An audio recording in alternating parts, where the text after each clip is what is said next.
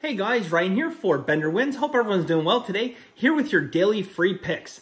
All right guys, so today I have a couple things here for you guys. First off, obviously I have your free plays. I have 2 plays for you guys today, including a 2-unit play going today. Masterclass, I have 4 additional plays going.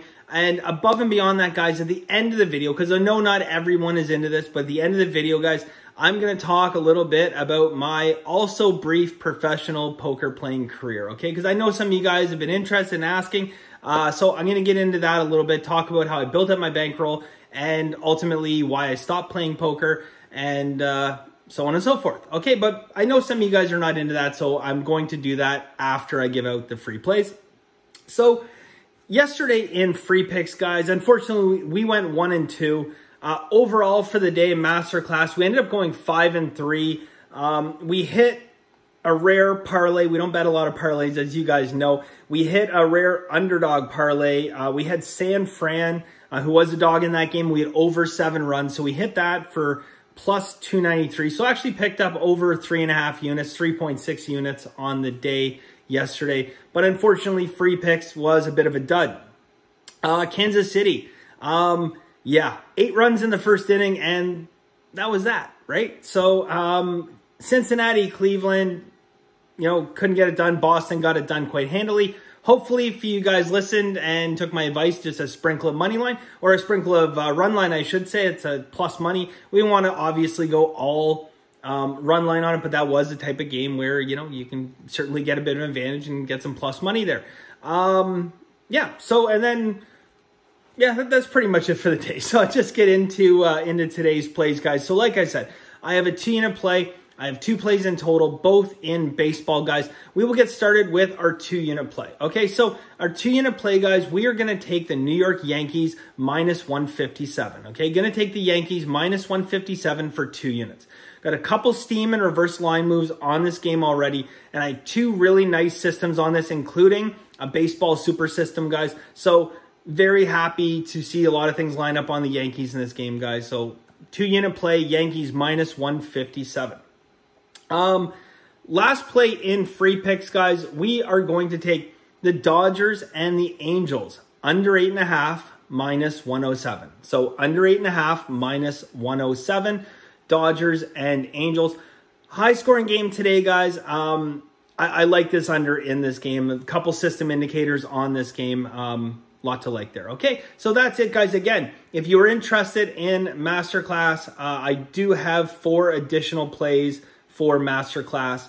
Yeah, benderwins.com, guys. It is $99 a month, and it gets you my entire card of picks every single day. Doesn't matter what day you sign up. You get a full month from the day you sign up. And yeah, obviously all my Masterclass educational videos. I believe we're at 13 or 14. I have to double check. 13 or 14 videos now for the Masterclass educational series. And you get all those as well. All right, so that is it for the free picks. And now I want to discuss my poker playing career. All right, so I'm going to start in the beginning. I'm going to try not to make this too long, but I do want to cover, a fair amount of, how I got started in poker and ultimately why I stopped playing poker.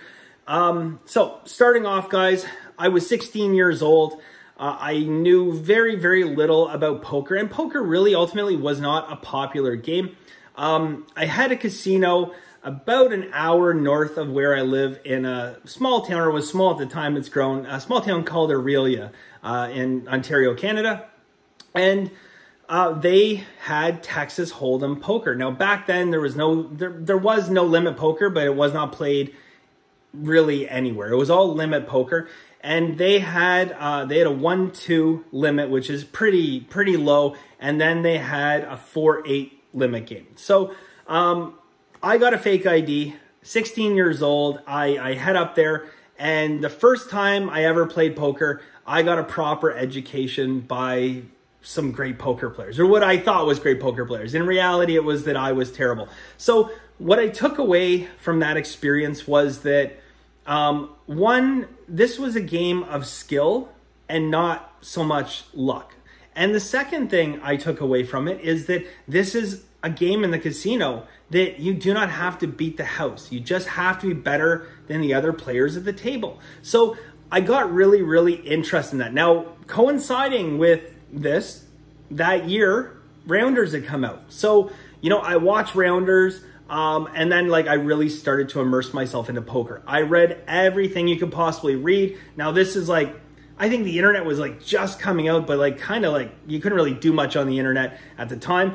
But I managed to order out of a magazine the book, the Doyle Brunson Super System of Poker. And I also ordered a video, Mike Cairo's Book of Tells. And I read that. I read the Super System book front to back, maybe 5 or 6 times, like front to back. And I was constantly reading it. Anything to do with poker, I would absorb it. So long story short, I basically, at this point, I knew I was not going to university. I was working, and my parents had given me a couple $1,000s towards going to university. Not that that would have gotten me that far, but I'd saved up about $5,000 between me working and getting a bit of money from my parents. And I decided that I was going to go play some poker. Now, at this time, guys, this is a little bit further on. So I've been playing poker here and there. Basically, I would lose, you know, probably 9 times out of 10.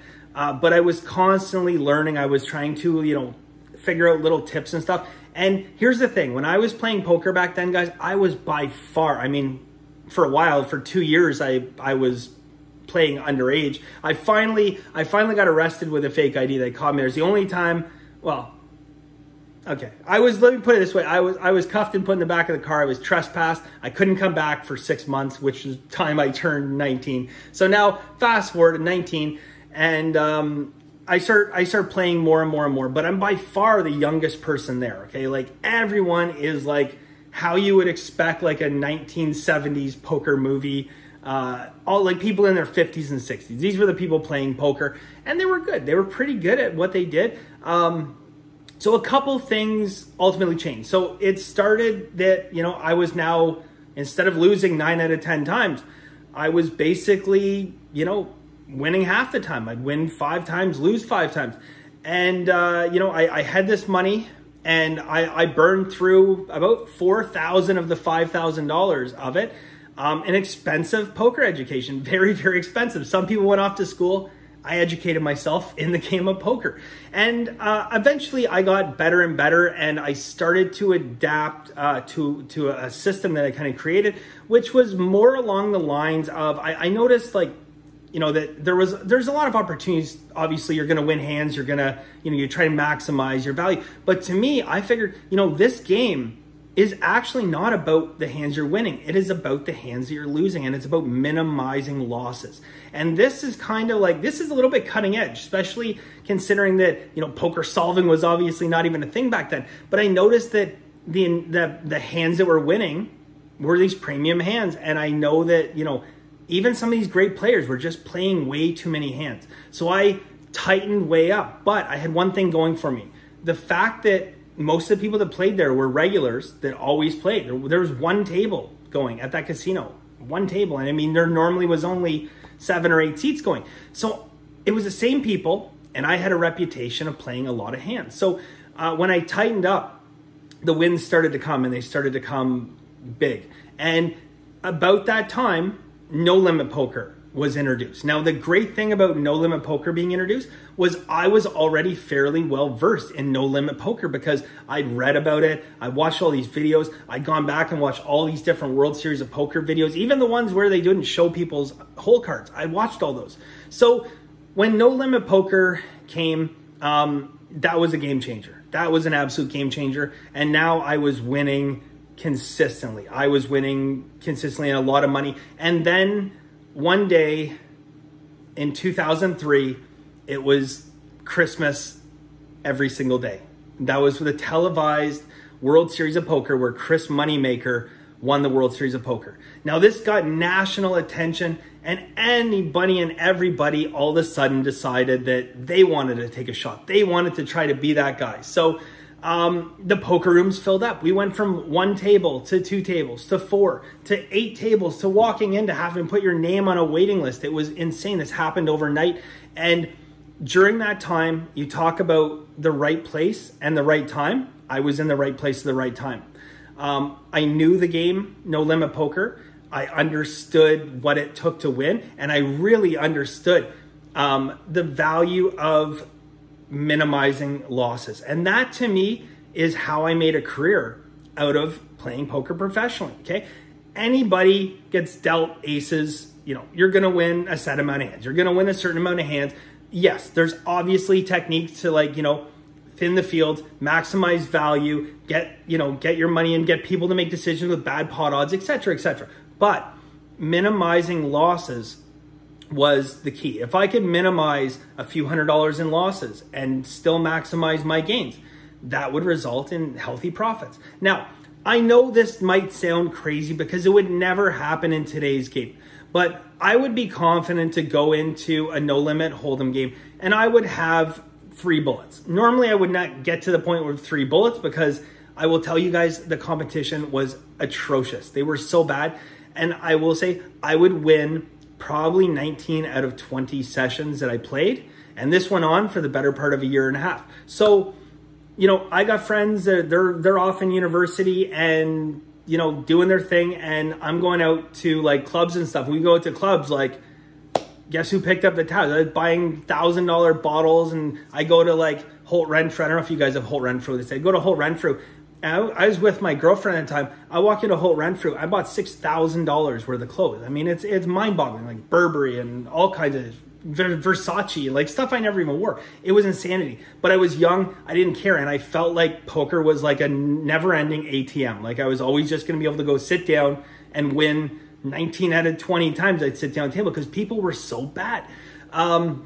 Needless to say, you know, people got a lot better. But ultimately, guys, my decision to stop playing poker, I'd made quite a bit of money. I was really starting to focus on the sports betting aspect. You know, I always kept my poker and my sportsbook bankrolls separate because I looked at them as like 2 different business ventures. Like, you know, I own a couple businesses. This bank account is separate from that bank account. I looked at it that way. So like I always had them separate. I was getting into sports betting, but I'll tell you, ultimately, guys, I got burnt out. I got burnt out playing poker. You know, I would play, eventually, I would play like weird hours. And poker used to go 24/7, 365 at this casino. And, you know, I'd play 18-hour sessions and like go take a nap in the lobby and like, you know, security come poke me and say, you can't go here and whatever. So I'd go back and start playing again. But eventually I did start to get to the point where I would sleep during the day. I'd wake up at about 5:30, 6 p.m., have a bite to eat, relax, work out, go to the casino.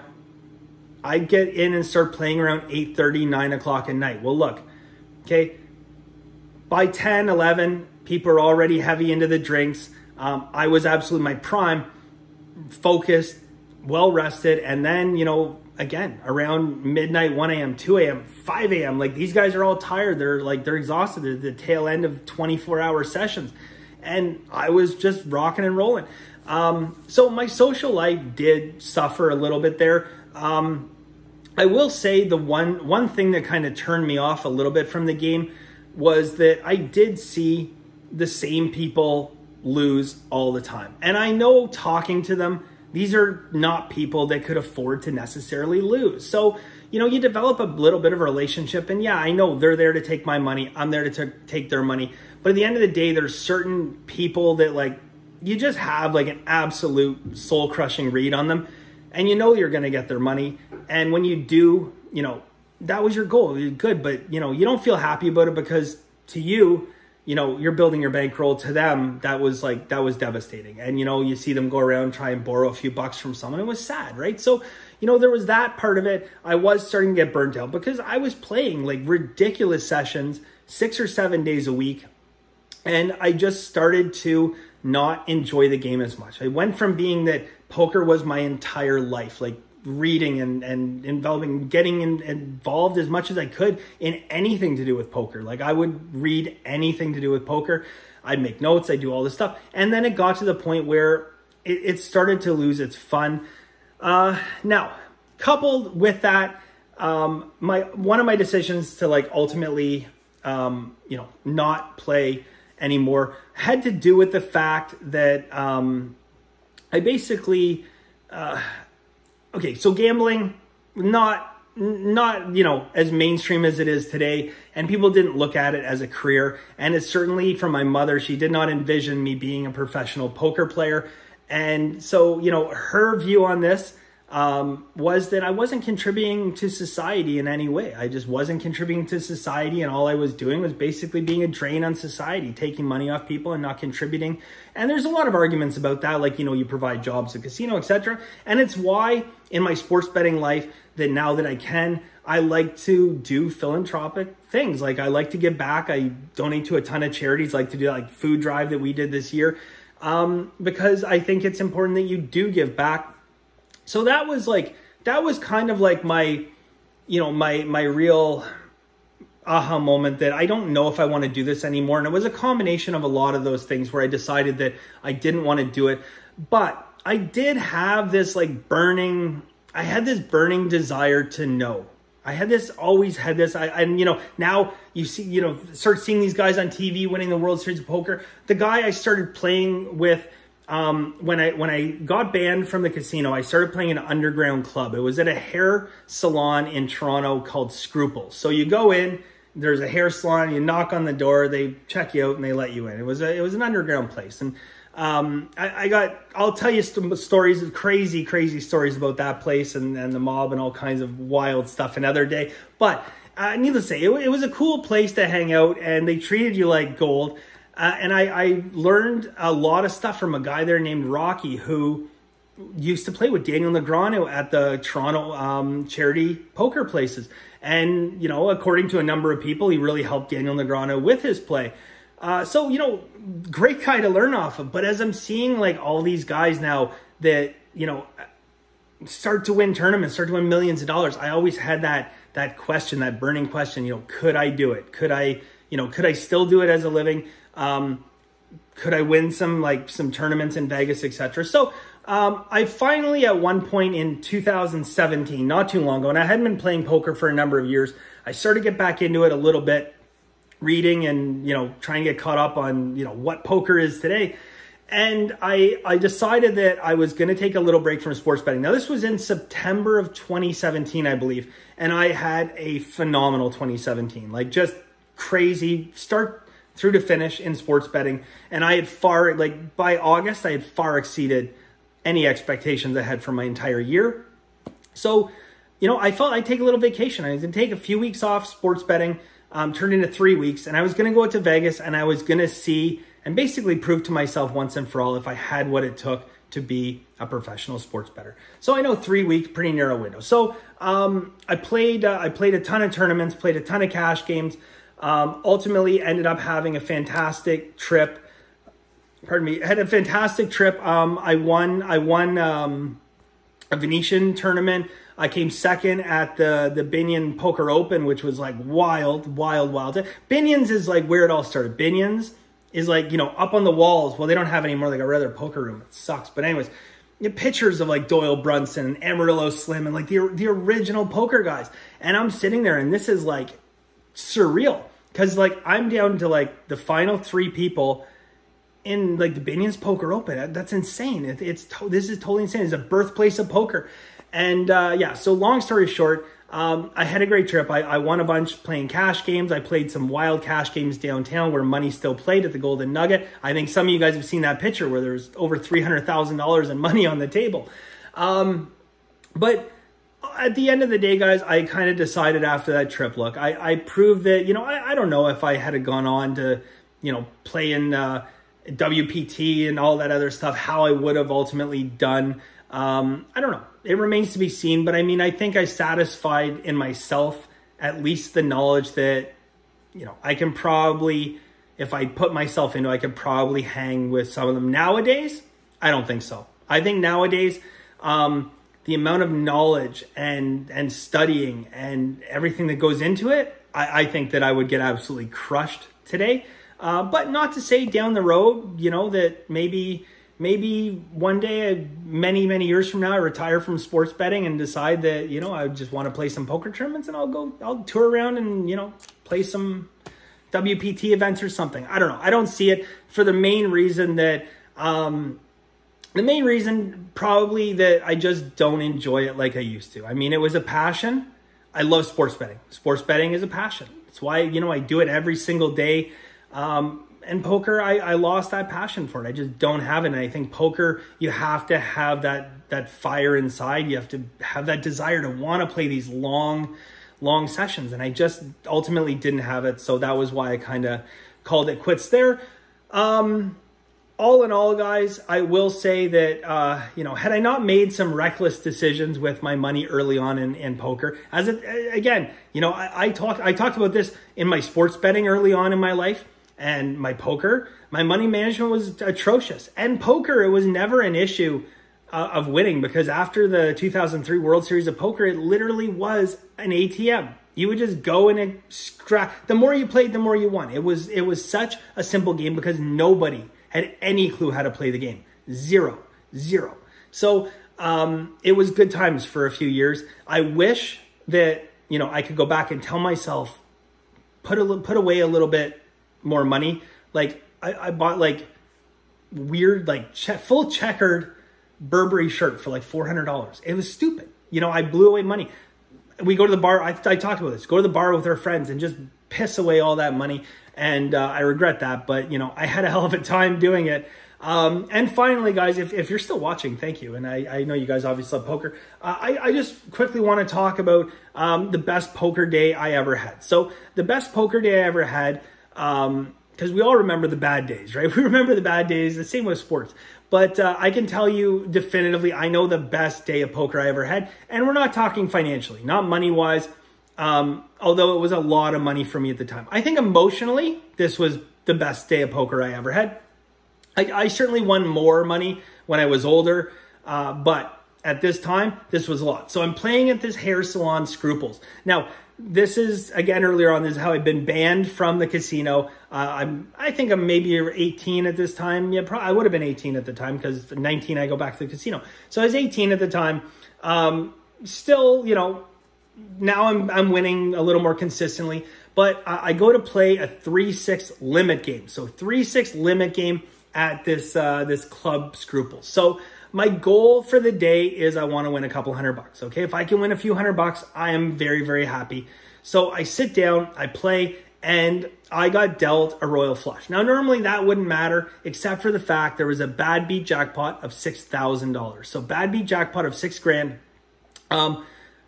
I get 20%. So I got $1,200 for hitting that. Plus I scooped a nice little pot. I was up about $1,300. So feeling pretty good about it. And something kind of comes over me and I'm like, you know what? Go play the upstairs game. So they had an upstairs, like a terrace. You go up steps, and in the back there was these glass doors, and they had a 5-10 no limit game there. And this is where, you know, I would call it some nefarious types used to go and, you know, get together and hang out and smoke cigars in the back of this place and play cards. So I decided, you know what? There's no way I'm ever buying into a 5-10 game. No chance I'm ever buying into a 5-10 game. But today can be that day. And you know what? I put the money I brought with me in my pocket. I took my winnings, and I decided I was going to go and sit down and play that game. Well, you know, I'm playing pretty timid, and I know I am. It's a no-limit game. You know, I'm still not like, you know, a superstar in no limit. Some of these guys have probably been playing for a lot longer in no limit. But I was selective. So finally, you know, I won a pot here and there, like good cards. I got aces, I won a pot, and I got like tens, I won a pot. And then I got dealt emotionally what was probably the biggest emotional hand in my life, and I got dealt pocket kings. Okay, so I get dealt pocket kings, and I cannot recite to you the exact action that happened, but all of a sudden we get involved in a multi-way large pot. Now the flop comes down. It was king, deuce, whatever. I know it was king, deuce, whatever, but there's two spades on there. So I flopped a set. Feeling pretty good about it. Again, tons of action, because it's not like casino poker. These guys are in, like, they got a lot of bread. So throwing out $60, $70, $100, $500, like, people make crazy calls. So it's a massive pot. Still, I think there was 5 players left in it. And then the turn comes and it's a spade. And I'm like, I was like crushing because I just committed like a large portion of my pot. Anyways, it goes like, it's checked, and then one guy fires out like 100. And I'm sure that the first guys that check are just like, you know, they're sitting waiting. I'm just like, you know, I probably, in all honesty, I don't know what the pot odds were at the time. I don't know. But I probably should have folded at that point. With that many people in the hand, know that I'm beat. But it was a big enough pot that I probably could have justified. Anyways, I make the call. Right or wrong, I make the call. Anyways, sure enough, gets check raised. Call. One guy folds, and I call. And it's like, this guy's got the nuts. This guy's probably on a boat draw. Whatever. I mean, I was just so frustrated. And then the river comes, and it's a deuce. And river comes and it is a deuce. And I'll never forget, I check, that guy bets, it goes call. So I'm like, I don't know what I just ran into. Like, I think maybe one guy's got deuce or whatever.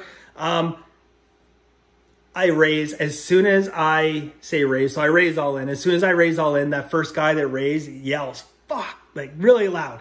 So I'm like, I knew he had the nuts. So he goes in the tank. Eventually he folds. Then next guy calls, although he didn't have much left. I have no idea like what that guy called. He ended up mucking his hand, and I took down an absolutely massive pot. So I walked in that day with the goal of making a few $100s, and I walked out up $4,500, which was a lot of money. That was a lot of money. And that ultimately did two things. One, it pretty much brought me back. Actually, no, at this point, it like brought me to plus money now from how I started with like $5,000, like dwindled it down to 1,000. And at this point, I'd worked it back. Like I was, back up to maybe 3,500 or 4,000. But now it was like plus money and never really looked back from there. And so because it was a private club as well, I'll tell you one last thing. I know this is a long video. That's the only time in my life I've ever folded aces pre-flop. And I know this sounds crazy. But I actually folded aces pre-flop later that evening. So after I won that hand, it's a club. Okay, it's not like you do not hit and run, especially with some of these guys. You just don't want to hit and run. And, younger guy, they all treated me awesome. They treated me like, great. And they didn't take the loss that hard. I'm thinking they're dying inside. Meanwhile, I'm 18 years old. I don't know how much money these guys got. Some of them had a lot of bread. So I still played for another maybe hour and a half. And I pretty much just folded, just kind of giving back some line. Played a couple little baby hands, but anytime there was any action, I folded because that money was leaving with me. So I get in a pot where it's like raise, re-raise. I look down and I got aces. And I'd love to say I sat there and thought about it and said, yeah, I like literally I got scared. I'm like, nope. I folded them. I folded aces, which is probably in retro. I would never do that today. But then that money was everything. I mean, I'd done, I went there to win $200. So, emotionally guys, that was the greatest day in poker. And I was like giddy like a school kid. I was a school kid technically. I was giddy for like a week after that, and it really solidified my love for the game, and and gave me the impression that you could win long term. So ultimately, the decision to move over to sports betting, I think, was a smart one, and has proved to probably be more lucrative. Unless I went on a tear and won some WPT or a World Poker or a World Series of Poker event or something like that. But, I still have the passion for sports betting, not so much for poker. So that is it, guys. I don't know if any of you guys are still watching. I hope you enjoyed this story. It's a long story, needless to say. I know there's some people going to see when I upload this video and they're like, how the hell is today's free picks video 29 minutes long? So thank you guys very much for, having that interest. Thank you guys for always watching these videos and supporting, and I really do appreciate it. So thank you guys. And as always, have a very lucky day.